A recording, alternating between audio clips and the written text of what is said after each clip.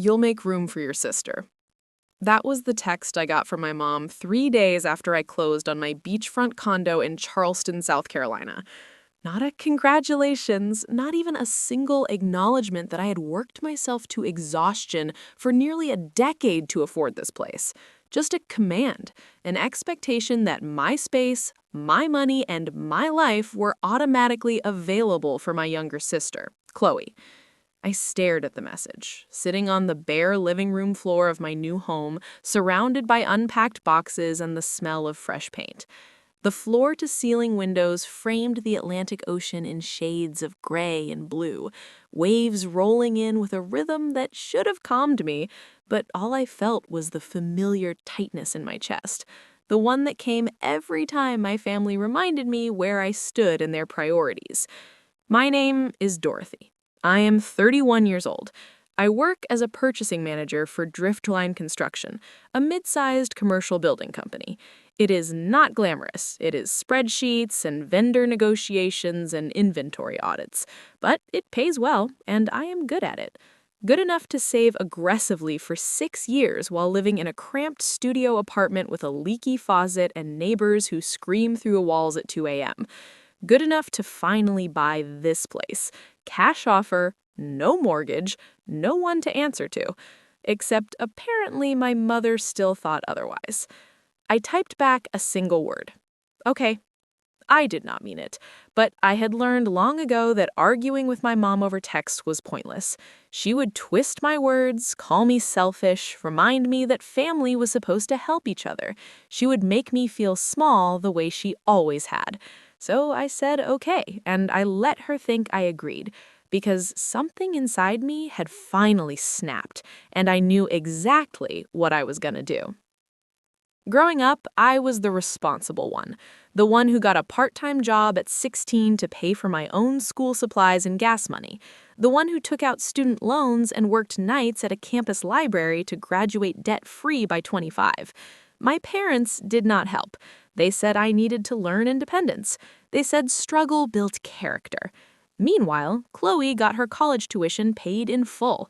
She got a car for her 18th birthday. She got rent money whenever she called home crying about not being able to afford her apartment in Raleigh. She was 27 now, and as far as I could tell, she had never held a job for longer than 8 months. She quit when things got hard, she moved back home when she ran out of money, and my parents enabled her every single time, because she was the baby and they could not stand to see her struggle. I was expected to struggle. That was my role. And when I succeeded, despite them, they treated it like luck, like I had stumbled into this condo by accident, rather than sacrificing weekends and vacations and any semblance of a social life to make it happen. The text from my mom was not a request. It was a test. She wanted to see if I would push back, if I would dare to say no to Chloe, who apparently needed a place to stay because her latest roommate situation had fallen apart.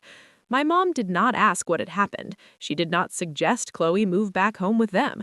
She just assumed I would make room. I looked around my empty condo. 2 bedrooms, 2 bathrooms, an open kitchen with granite countertops I had dreamed about for years. The second bedroom was supposed to be my office. I had already ordered a desk. I had plans to paint the walls a soft sage green.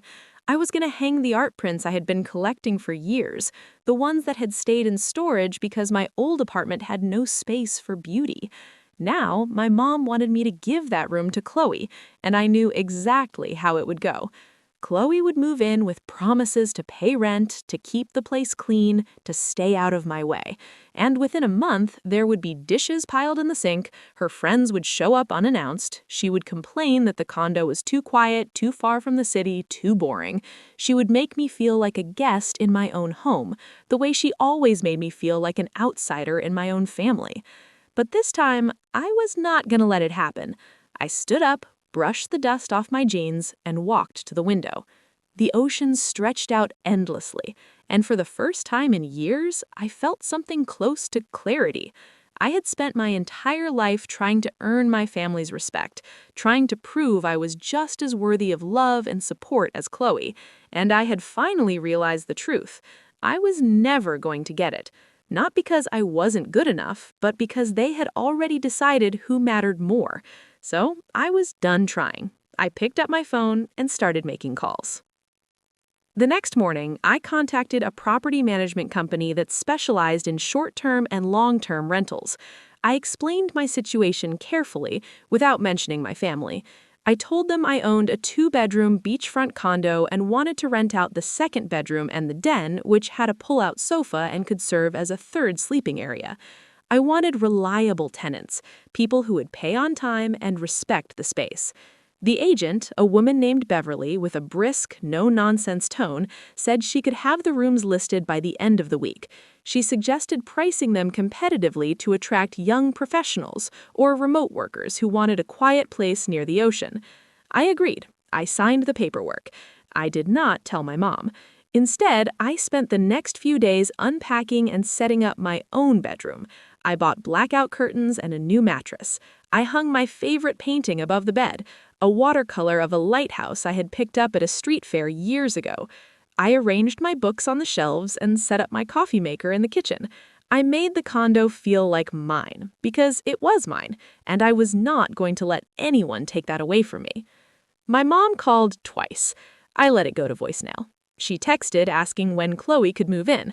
I replied, "Still getting things ready. We'll let you know." It was not a lie. I was getting things ready, just not in the way she expected. I thought a lot about my family those days, about how when I graduated college, my parents took Chloe out to dinner to celebrate, but told me they were too busy to drive up for my ceremony.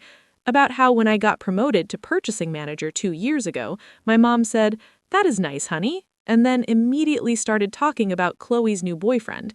About how when I told them I was buying a place at the beach, my dad said, "Be careful with your money, real estate is risky." They did not believe in me. They never had. And I had spent years trying to change their minds, working harder, achieving more, hoping that one day they would look at me the way they looked at Chloe, with pride and affection and unconditional support. But it was never going to happen, because the problem was not me. The problem was that they had already decided who mattered more. So I was done trying. I picked up my phone and started making calls. The next morning, I contacted a property management company that specialized in short-term and long-term rentals. I explained my situation carefully without mentioning my family.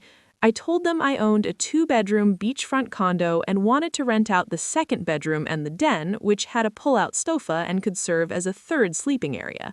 I wanted reliable tenants, people who would pay on time and respect the space. The agent, a woman named Beverly with a brisk, no-nonsense tone, said she could have the rooms listed by the end of the week. She suggested pricing them competitively to attract young professionals or remote workers who wanted a quiet place near the ocean. I agreed. I signed the paperwork. I did not tell my mom. Instead, I spent the next few days unpacking and setting up my own bedroom. I bought blackout curtains and a new mattress. I hung my favorite painting above the bed, a watercolor of a lighthouse I had picked up at a street fair years ago. I arranged my books on the shelves and set up my coffee maker in the kitchen. I made the condo feel like mine, because it was mine, and I was not going to let anyone take that away from me. My mom called twice. I let it go to voicemail. She texted asking when Chloe could move in. I replied, "Still getting things ready. We'll let you know." It was not a lie. I was getting things ready, just not in the way she expected. I thought a lot about my family those days, about how when I graduated college, my parents took Chloe out to dinner to celebrate, but told me they were too busy to drive up for my ceremony. About how when I got promoted to purchasing manager 2 years ago, my mom said, "That is nice, honey," and then immediately started talking about Chloe's new boyfriend. About how when I told them I was buying a place at the beach, my dad said, "Be careful with your money, real estate is risky." They did not believe in me. They never had. And I had spent years trying to change their minds, working harder, achieving more, hoping that one day they would look at me the way they looked at Chloe, with pride and affection and unconditional support. But it was never going to happen, because the problem was not me. The problem was that they had already decided who mattered more. So I was done trying. I picked up my phone and started making calls. The next morning, I contacted a property management company that specialized in short-term and long-term rentals. I explained my situation carefully without mentioning my family. I told them I owned a two-bedroom beachfront condo and wanted to rent out the second bedroom and the den, which had a pull-out sofa and could serve as a third sleeping area. I wanted reliable tenants, people who would pay on time and respect the space. The agent, a woman named Beverly with a brisk, no-nonsense tone, said she could have the rooms listed by the end of the week. She suggested pricing them competitively to attract young professionals or remote workers who wanted a quiet place near the ocean. I agreed. I signed the paperwork. I did not tell my mom. Instead, I spent the next few days unpacking and setting up my own bedroom. I bought blackout curtains and a new mattress. I hung my favorite painting above the bed, a watercolor of a lighthouse I had picked up at a street fair years ago.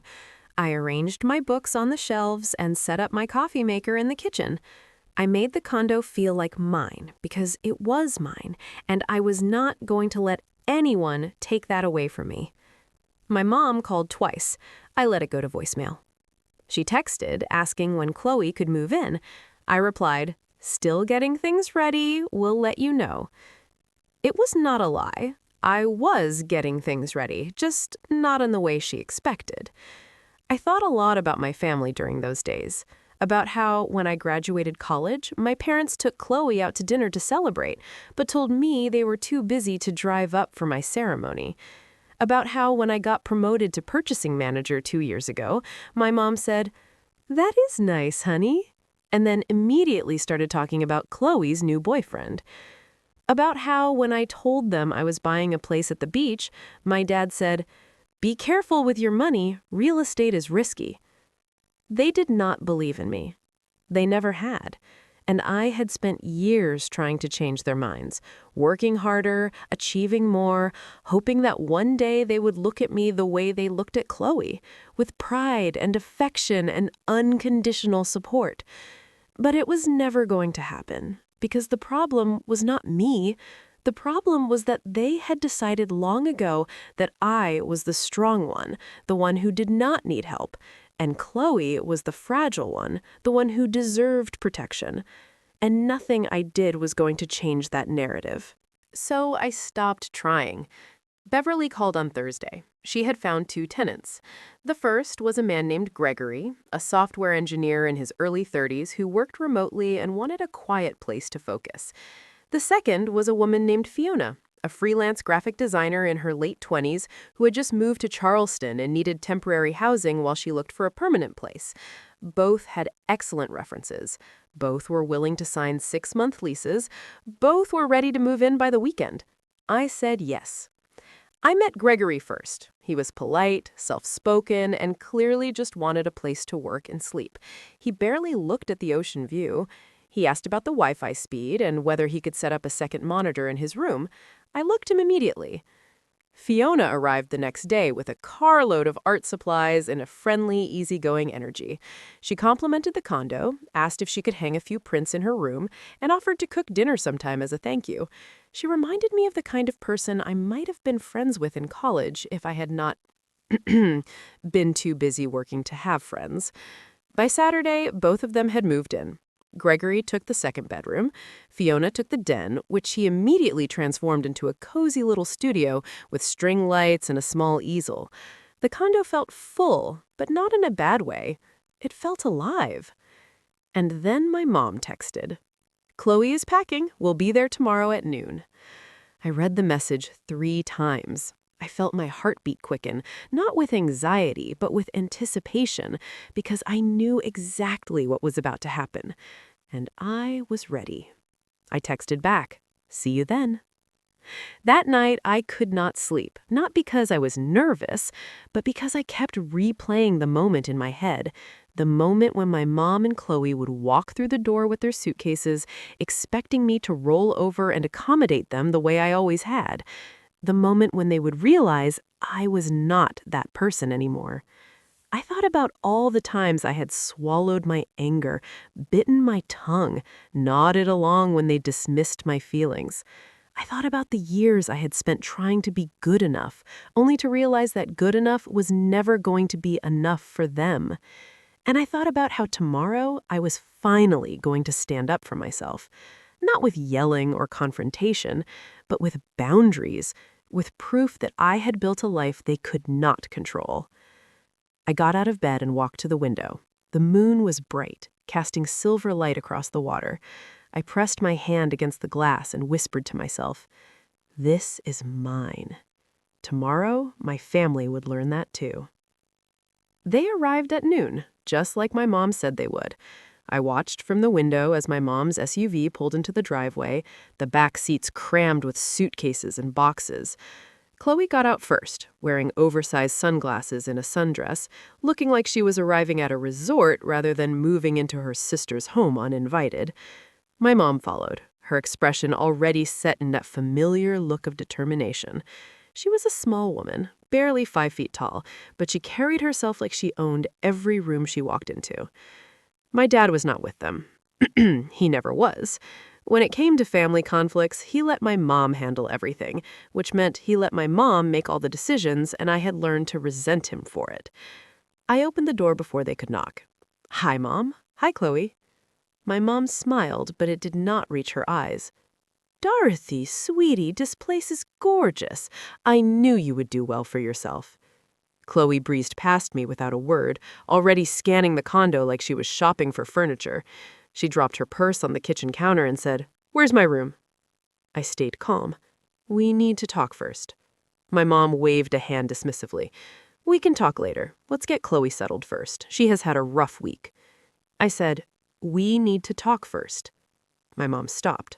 She looked at me, really looked at me, and I saw the flicker of surprise in her eyes. I had never used that tone with her before. "Dorothy, what is this about?" "This is about the fact that you did not ask if Chloe could move in.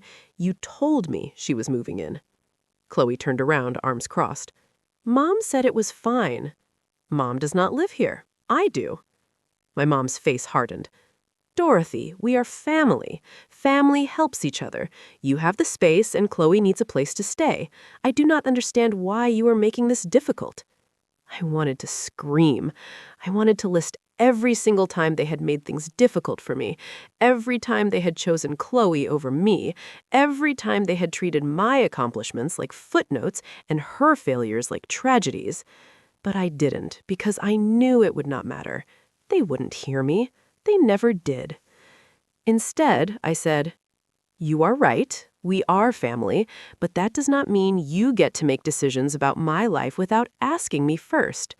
Chloe rolled her eyes.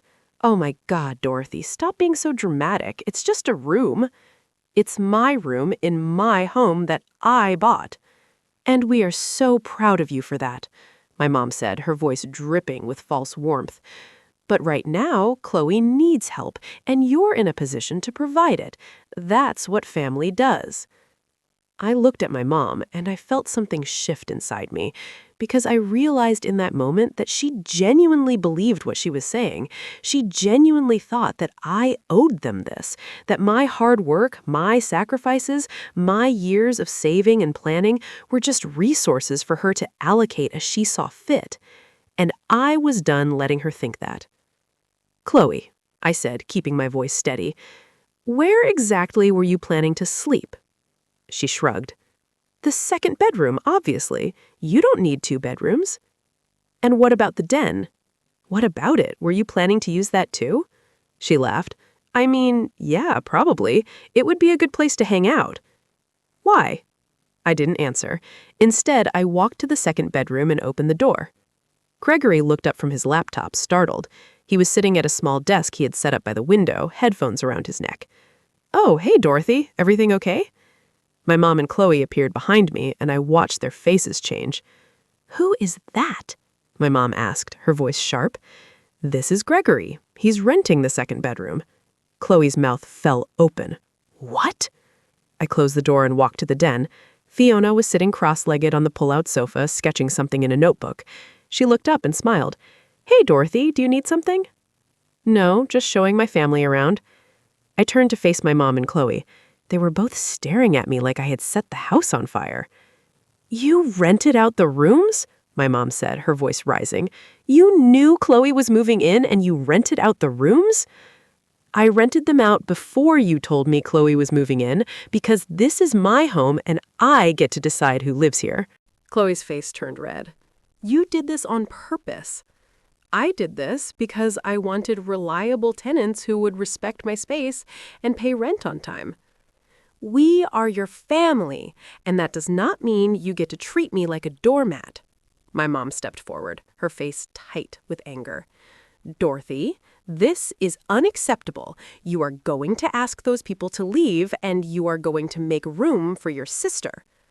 I looked at her, and I felt a strange sense of calm wash over me, because I realized that this was it. This was the moment I had been building toward, whether I knew it or not. This was the moment I stopped letting them control me. No, I said simply. I am not. For a long moment, no one spoke. Fiella and Gregory both stayed in their rooms, probably sensing the tension. My mom's hands were shaking, and Chloe looked like she was about to cry. Then we will leave, my mom said coldly, and you will regret this. I do not think I will. They turned and walked out, dragging their suitcases behind them. I watched them load the car, watched them drive away, and then I closed the door. And for the first time in years, I felt free. The hours after they left felt surreal. I stood in the middle of my living room, staring at the closed door, half expecting my mom to storm back in with reinforcements. But the door stayed shut. The condo stayed quiet, except for the faint sound of Gregory typing in his room and Fiona humming to herself in the den. I sat down on the couch and let out a breath I did not realize I had been holding. Fiona emerged a few minutes later, holding a mug of tea. She sat down beside me, careful not to intrude.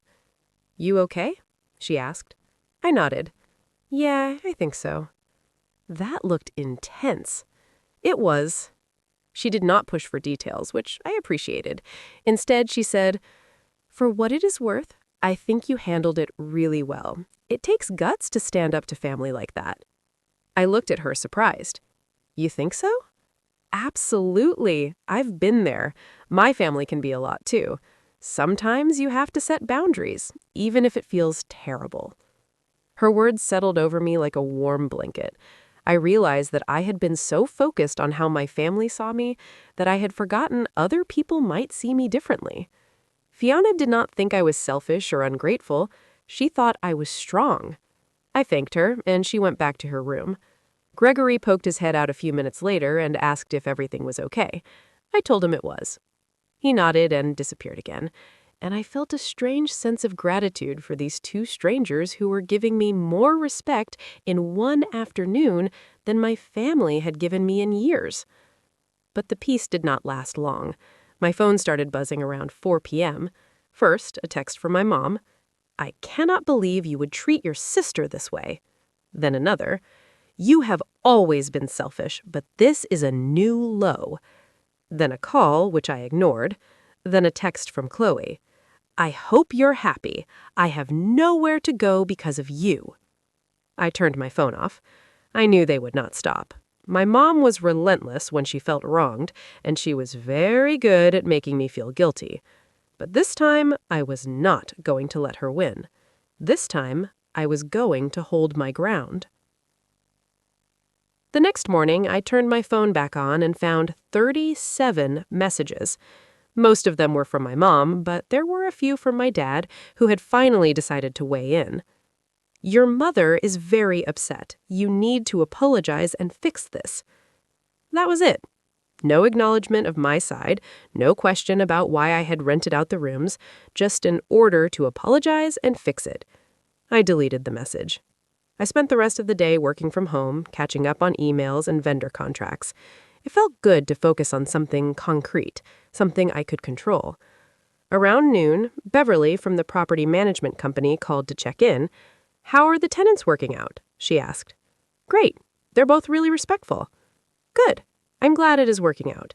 And just so you know, I've had a couple more inquiries about the condo. If you ever decide to rent out additional space, let me know.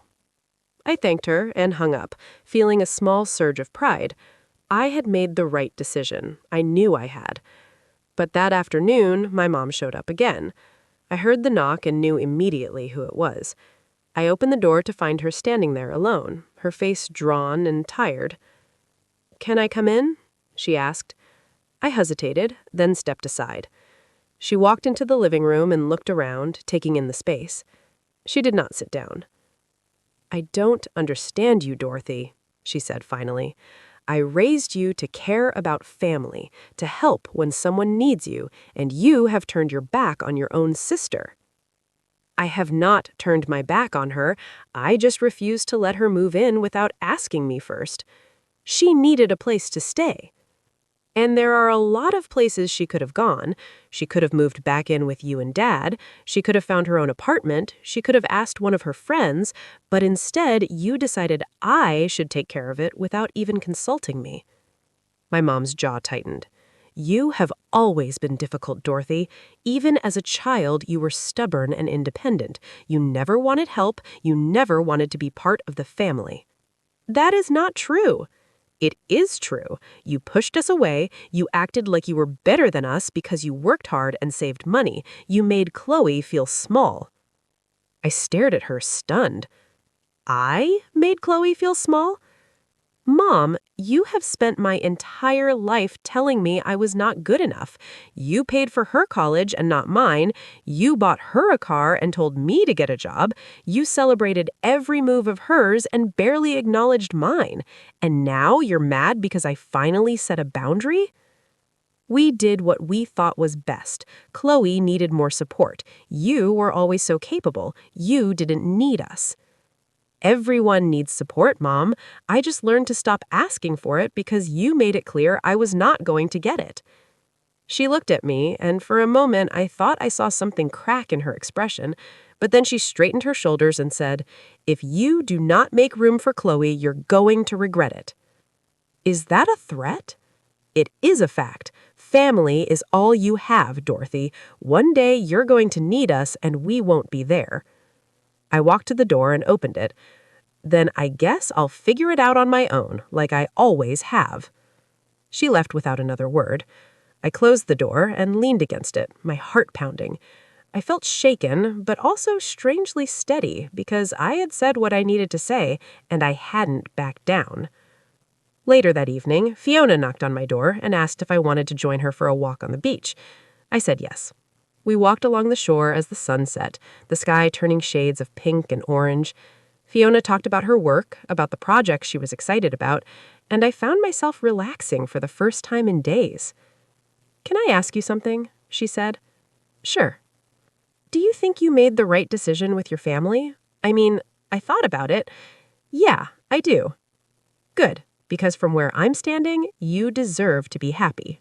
And it sounds like they were not helping with that. I smiled. No, they were not. We walked in silence for a while, and I felt something shift inside me. I had spent so long trying to earn my family's approval that I had forgotten what it felt like to just exist without constantly justifying myself. And it felt good. The week that followed was strange. My phone stayed quiet. My mom did not text. Chloe did not call. It was like they had decided to freeze me out. And part of me was relieved. But another part of me, the part that had spent 31 years trying to be good enough, felt hollow. I threw myself into work. Driftline construction was in the middle of a major project, a commercial complex downtown, and I spent long hours coordinating with suppliers and managing budgets. My boss, a gruff man named Walter, noticed. "You are putting in a lot of hours lately," he said one afternoon, stopping by my desk. "Just trying to stay on top of things." He nodded. "Well, it is appreciated. You are one of the best people I've got." The compliment caught me off guard. I mumbled a thank you, and he walked away. But his words stayed with me, because I realized that at work, I was valued. I was respected. I was seen. And at home, with Fiona and Gregory, I was treated like an equal. Fiona invited me to watch movies with her in the evenings. Gregory asked if I wanted coffee when he made a pot. They were small gestures, but they meant everything.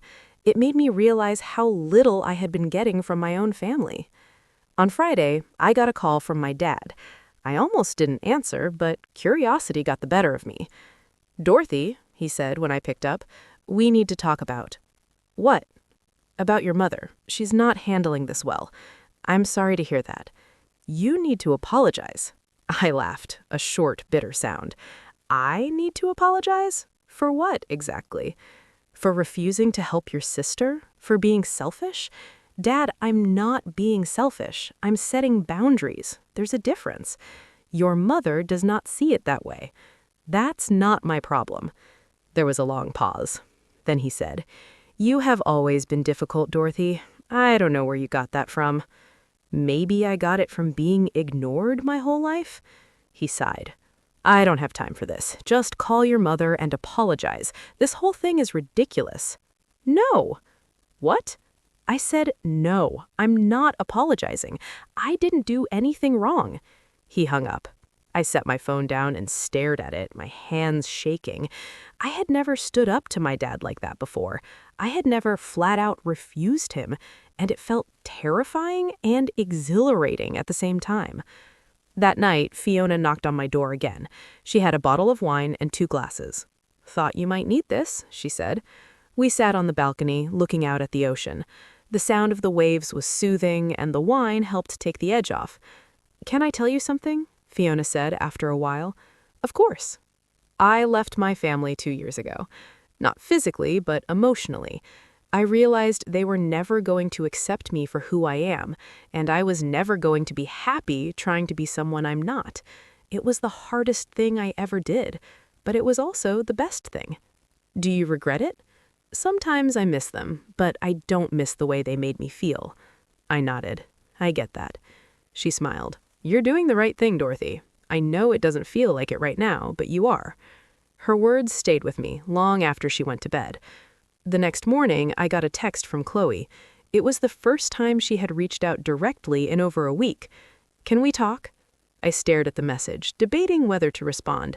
"Finally," I typed back. "Okay." She called a few minutes later. "Hi," she said, her voice small. "Hi." There was a long pause. Then she said, "I'm sorry. I wasn't expecting that." "For what?" "For assuming I could just move in. For not asking. For letting Mom push you around." I didn't know what to say. Chloe had never apologized to me before. Not for anything. "Are you serious?" I asked. "Yeah, I've been thinking a lot about what happened, and I realized I was being really entitled. You worked hard for that place, and I just expected you to hand it over. That was not fair." I felt a lump form in my throat. "Thank you for saying that." "I mean it. And I'm sorry Mom is being so awful. She can be really controlling." "Yeah, she can." There was another pause. Then Chloe said, "Do you think we can still have a relationship? Like, as sisters?" I thought about it. "I don't know. Maybe. But it would have to be different. I can't keep being the one who sacrifices everything." "I understand. And I'll try. I promise." We talked for a little while longer, and when we hung up, I felt lighter. I didn't know if things with Chloe would ever be truly good, but at least there was a chance. My mom, on the other hand, was a different story. That afternoon, I got a text from my mom. "Chloe told me she apologized to you. I hope you're happy. You've turned her against me." I didn't respond. Then another text. "You've always been ungrateful. I gave you everything, and this is how you repay me?" I blocked her number. It felt drastic, but I knew I needed space. I needed time to figure out who I was without her voice in my head, telling me I was selfish and difficult and wrong. That evening, Gregory knocked on my door again. He looked awkward, like he wasn't sure if he should say something. "Hey, I just wanted to say I think you're really brave," he said. "I overheard some of the stuff with your family, and I just wanted you to know I think you're handling it really well." I smiled. "Thank you, Gregory. That means a lot." He nodded and went back to his room, and I realized that I had accidentally created a little community here. Fiona, Gregory, and I were not family, but we were something. We were people who respected each other, who gave each other space, who showed up when it mattered. And that felt like enough. 2 weeks after my mom and Chloe had shown up with their suitcases, I finally felt like I could breathe. The condo had settled into a rhythm. Gregory worked during the day and played video games at night. Fiona painted and cooked elaborate meals that she insisted on sharing. And I worked, walked on the beach, and slowly started to feel like myself again. But then I got a call from my Aunt Rosemary, my mom's younger sister. "Dorothy, honey, I need to talk to you," she said, her voice warm but serious. "Hi, Aunt Rosemary. What's going on?" "Your mother called me. She's very upset about what happened with Chloe." I sighed. Of course she is. "She told me you refused to let Chloe move in and that you've been cruel to her." "That's not what happened." "I didn't think so. Your mother has a way of spinning things, but I wanted to hear your side." I told her everything, about the text, about the suitcases, about the tenants, about how my mom had never asked, only demanded, about how I'd spent my whole life trying to earn their approval and finally realized I never would. Rosemary listened quietly, and when I finished, she said, "Good for you." I was surprised. "Really? Really? Your mother has always babied Chloe, and it hasn't done her any favors." "And she has always been hard on you, which is not fair. You deserve to live your own life." "Thank you for saying that." "I mean it. And Dorothy, if you ever need anything, you call me, not your mother. Me." We talked for a while longer, and when we hung up, I felt a strange sense of relief. It was good to know that not everyone in my family thought I was terrible, but the peace did not last. That night, I got a call from Chloe. She was crying. "Dorothy, I do not know what to do," she said, her voice breaking. "What happened?" "Mom kicked me out." I froze. "What?" "She said if I was going to take your side, I could figure things out on my own. She told me to leave, and I do not have anywhere to go." My first instinct was to say she could stay with me, but I stopped myself because I knew that if I let her in now, nothing would change. She would move in, and my mom would see it as a victory, and I would be right back where I started. "Chloe, I'm sorry, but I cannot let you move in." "Why not?" I apologized. "I thought we were okay." "We are okay, but that does not mean you can live with me. You need to figure this out on your own." "But I do not have any money. I do not have anywhere to go." "What about Dad?" "He said he is staying out of it." "Of course he did." "Chloe, I know this is hard, but you have options. You can find a roommate, you can get a job and save up for your own place, you can ask your friends for help, but you cannot keep depending on other people to solve your problems." She was quiet for a long time. Then she said, "You sound like Mom." That stung, but I did not take it back. "Maybe that's not a bad thing," I said. "Maybe Mom was right, that you need to learn to stand on your own. She just went about it the wrong way." Chloe hung up without saying goodbye. I sat there staring at my phone, feeling like the worst person in the world. But I also knew I had done the right thing, because if I kept rescuing Chloe, she would never learn to rescue herself. The next morning, I got a text from my mom. I had unblocked her number the night before, just in case Chloe needed to reach me. "You have destroyed this family. I hope you are proud of yourself." I did not respond. Instead, I called Aunt Rosemary.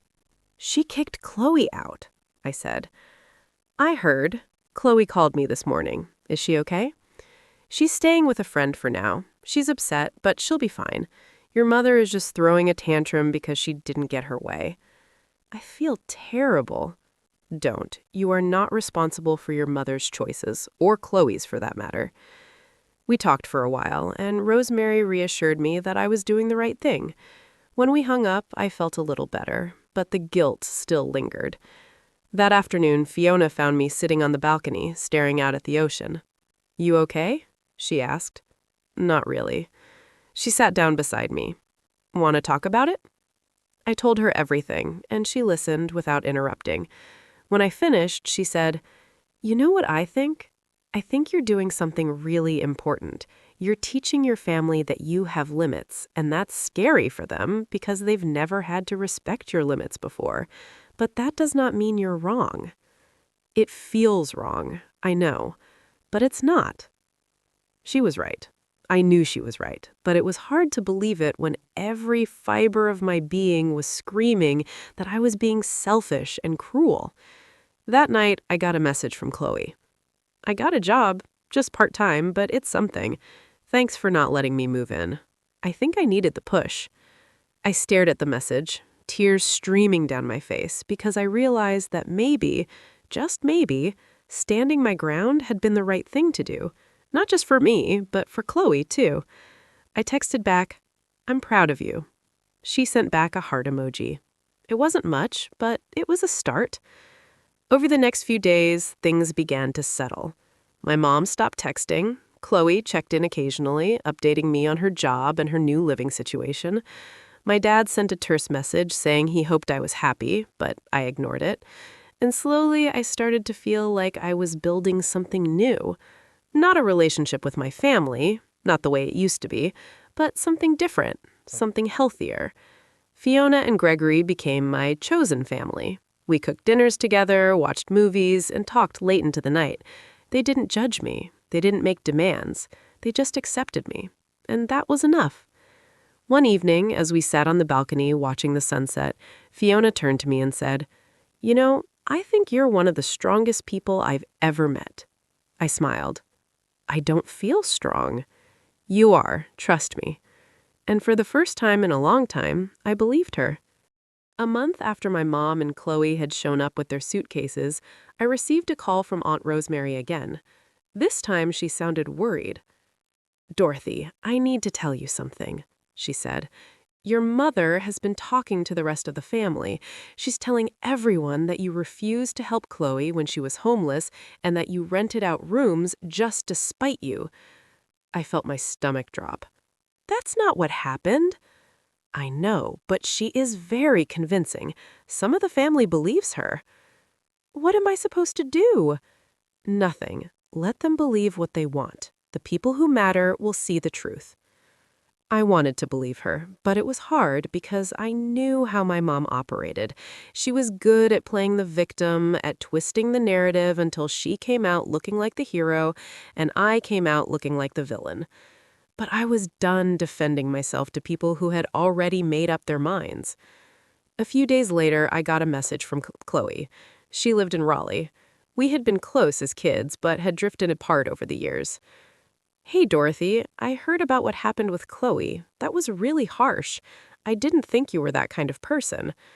I stared at the message, feeling a surge of anger, but I didn't respond because I knew that anything I said would be twisted and reported back to my mom. Instead, I called Aunt Rosemary again. "They're all turning on me," I said, my voice shaking. "Not all of them, just the ones who don't know any better." "It feels like all of them." "I know, but Dorothy, you have to remember that you did nothing wrong. You set a boundary, and your mother didn't like it. That's her problem, not yours." "But what if she's right? What if I am selfish?" "You are not selfish. You are self-preserving. There's a difference." I hung up, feeling a little better. But the doubt lingered, because no matter how many times people told me I was right, a part of me still wondered if I was the villain in the story. That evening, Fiona found me crying in the kitchen. She didn't say anything. She just wrapped her arms around me and held me while I sobbed. "I hate this," I said. "I hate that she's making me look like the bad guy." "Let her," Fiona said. "People who matter will see the truth, and people who don't matter, their opinions don't count." "But they're my family." "Family is not just blood, Dorothy. Family is the people who show up for you, who respect you, who love you without conditions. And from what I can see, your mom and most of your relatives do not fit that definition." Her words hit me hard, because she was right. My family had never shown up for me. Not when I graduated college, not when I got promoted, not when I bought this condo. They only showed up when they wanted something from me. And I was done giving. Over the next few weeks, I started to build a life that did not revolve around my family's approval. I joined a book club at the local library. I started going to yoga classes on Saturday mornings. I made friends with a woman named Peyton who worked at the coffee shop down the street, and we started meeting for brunch every Sunday. I was creating a life that was mine, and it felt good. But my mom was not done. One evening, I got a call from my dad. "Your mother wants to meet with you," he said. "She thinks it is time you two talked." I do not have anything to say to her. "Dorothy, she's your mother. You owe her a conversation." "I do not owe her anything." He sighed. "Fine, but do not come crying to me when you regret this." "I will not."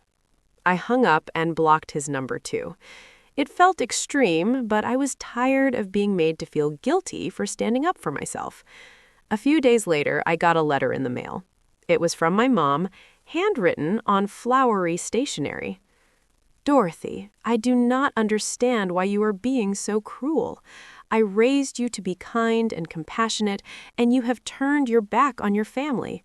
I hope one day you will realize what you have lost." I read the letter once, then tore it up and threw it away because I had not lost anything. I had gained something. I had gained my freedom. That night, I sat on the balcony with Fiona and Gregory, watching the stars come out.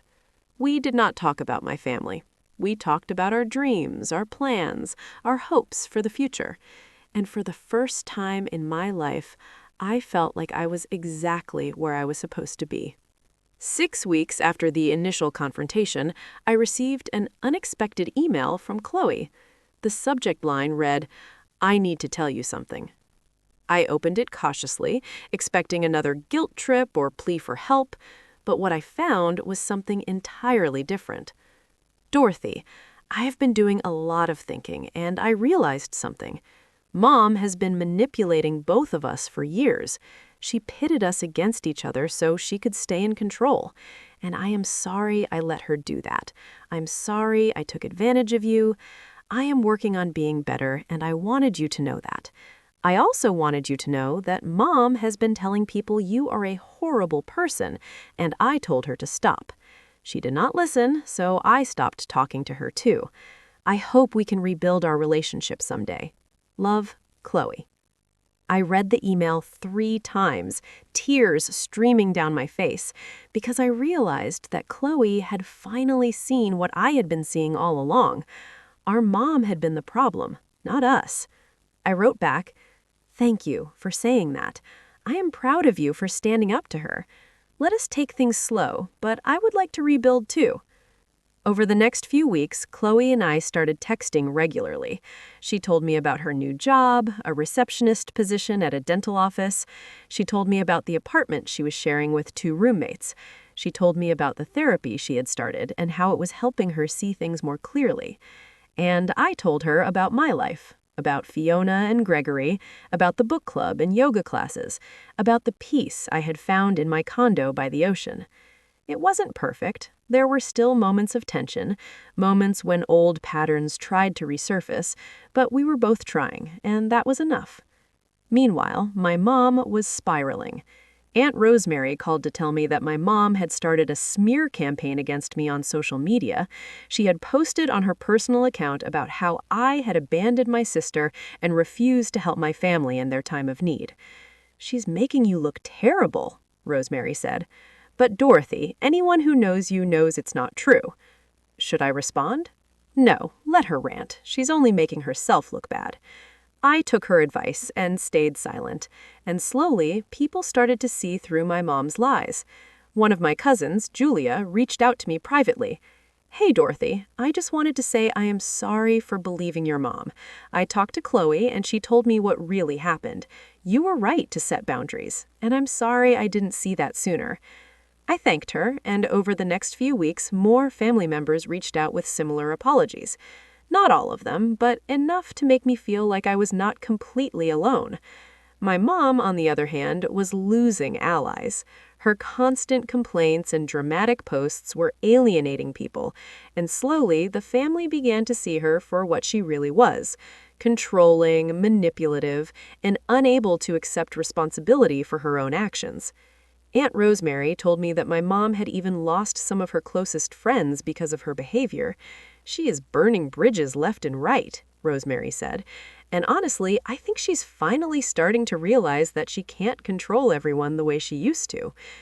Do you think she'll ever apologize?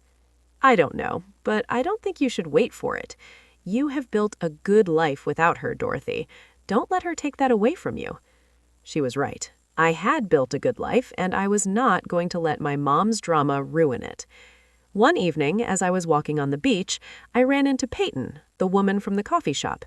We had become good friends over the past few weeks, and she had been a constant source of support. "How are you doing?" she asked. "Better?" I said. "A lot better, actually." "Good. You deserve to be happy." We walked along the shore, talking about everything and nothing, and as the sun set over the ocean, I felt a deep sense of gratitude for the life I had built. I had lost my family, or at least the version of my family I had always wanted, but I had gained something better, a sense of peace, a community of people who respected and valued me, and most importantly, a sense of self-worth that no one could take away. That night, I sat on my balcony and looked out at the ocean. The waves rolled in, steady and unchanging, and I thought about how far I had come. I had stood up to my mom, I set boundaries, I built a life on my own terms, and I had survived. 3 months after the initial confrontation, I received a phone call from my dad. I had unblocked his number a few weeks earlier, mostly out of curiosity. "Dorothy, your mother is in the hospital," he said, his voice tight. My heart dropped. "What happened?" "She had a panic attack. The doctors think it's stress-related." "Is she okay?" "She'll be fine, but she's been asking for you." I hesitated. Part of me wanted to rush to the hospital to be the dutiful daughter and make everything okay. But another part of me, the part that had finally learned to protect myself, knew better. "I don't think that's a good idea," I said. "She's your mother, Dorothy, and she has spent the last 3 months telling everyone I'm a terrible person. I'm not going to put myself through that again." There was a long pause. Then my dad said, "You have really changed." "Yeah, I have." He hung up and blocked his number too. It felt extreme, but I was tired of being made to feel guilty for standing up for myself. I sat there for a long time staring at my phone. I felt guilty, but I also felt certain. Because I knew that if I went to the hospital, my mom would use it as an opportunity to guilt me into apologizing, into giving in, into going back to the way things were, and I was not going to do that. Instead, I called Aunt Rosemary. "I heard about your mom," she said before I could say anything. "You do not have to go, Dorothy. You do not owe her that." "I feel terrible." "I know, but you have to take care of yourself first. Your mom is going to be fine. She is just having a hard time accepting that she does not have control over you anymore." "Do you think she will ever change?" "I do not know, but that is not your responsibility." We talked for a while longer, and when we hung up, I felt a little better. Over the next few days, I got updates from Aunt Rosemary. My mom was released from the hospital and was back home. She was still upset, but she was physically fine. And I was okay with not being there because I had learned that I could not set myself on fire to keep other people warm. I could not sacrifice my peace to make my mom feel better. I had spent my whole life trying to earn her approval, and I had finally realized that I was never going to get it. Not because I was not good enough, but because she did not want to give it. And that was okay. A week later, Chloe called me. "I went to see Mom," she said. "How is she?" "Angry. She is still convinced you are the villain in all of this." "I figured." "But Dorothy, I told her the truth. I told her that she pushed you away, that she never respected you, that she treated you like you did not matter. And I told her that I was done letting her control my life." "How did she react?" "She cried, and then she told me to leave." I'm sorry, Chloe. I'm not. I needed to say it. And honestly, I feel lighter now. We talked for a while, and I felt a deep sense of pride for my sister. She was finally standing up for herself, and it was beautiful to see. That evening, I sat on my balcony with Fiona and Gregory. We had developed a tradition of watching the sunset together, and it had become one of my favorite parts of the day. "You seem happier," Fiona said. "I am," I said. "I really am." "Good. You deserve it." We sat in comfortable silence, and I thought about how much my life had changed in just a few months. I had lost my family, but I had gained so much more. I had gained my freedom, my peace, my sense of self-worth, and I had gained a community of people who loved and respected me, not because I had earned it, but because I was worthy of it. As the sun dipped below the horizon, I thought about my mom. I thought about how she was probably sitting at home, angry and bitter, convinced that I was the one who had wronged her. And I felt sorry for her, because she would never understand what she had lost. But I was done trying to make her understand. I was done trying to earn her love. I was done sacrificing my happiness for hers. I was free. And as I sat there, surrounded by people who cared about me, I realized that this was what family was supposed to feel like. Not obligation, not guilt, not manipulation, but love, respect, support. And for the first time in my life, I had it. My mom never apologized. She continued to tell anyone who would listen that I was selfish and cruel, but over time, fewer and fewer people believed her. Chloe continued to build her own life, and we grew closer than we had ever been. My dad remained distant, choosing to stay loyal to my mom rather than face the truth. But I was okay with that, because I had learned that I did not need their approval to be happy. The months that followed were some of the best of my life. I continued to live in my beachfront condo, surrounded by people who valued me. I built a career I was proud of. I created a life that was entirely my own. Looking back on the day my mom texted me, "You'll make room for your sister," I realized that it was the moment everything changed. It was the moment I finally chose myself, and I would never regret that.